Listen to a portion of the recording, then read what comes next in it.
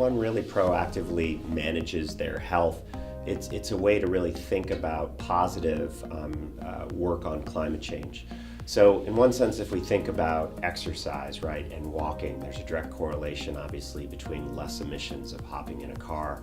Or if we think about the food we eat, and a low-carbon diet also corresponds to an incredibly healthy way of living. Our scientists tell us that we are in a critical window over the next decade. We have a real chance to address climate change and reduce the coming storm that will inevitably affect us. We will have consequences from climate change that are, by most accounts, irreversible. The question is, within the window that we have, can we step into that window and really address the critical pieces that we need to?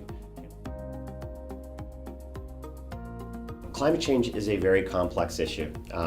It is something that we do now, and we don't have the consequence for many, many years. And so that's challenging, I think, for humans, right? Because we react much better in short term. And so if we think about how we were raised, right, that if we did something, there was a consequence to that action. With climate change, that consequence really comes to our grandchildren and to our own children. And so in that sense, it's a complex social issue, much probably like obesity, right? You can eat something now and you don't have that consequence immediately, but over time, those consequences build up and one needs to deal with that.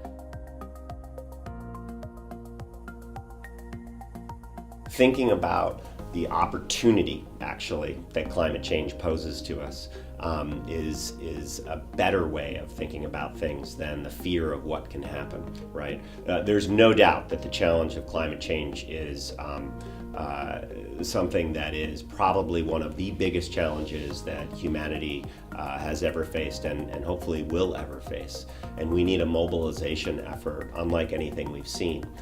But on the flip side, it's not just a impending doom. It really offers us a chance to think about broader sustainability goals and how we treat one another.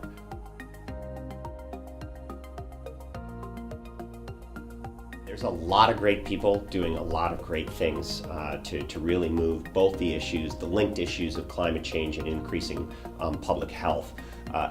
The most of that progress is actually really being seen at the state level right now. So we have 22 states across the nation that are part of the U.S. Climate Coalition.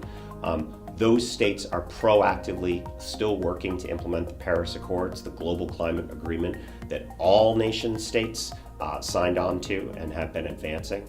In addition, the business community has really taken the leadership role in creating sustainable solutions throughout climate change. They're thinking about risk reduction, and they're thinking about how might we be able to meet the needs of millennials, Generation Z, who have really focused on this issue as something that is critical to them and their future.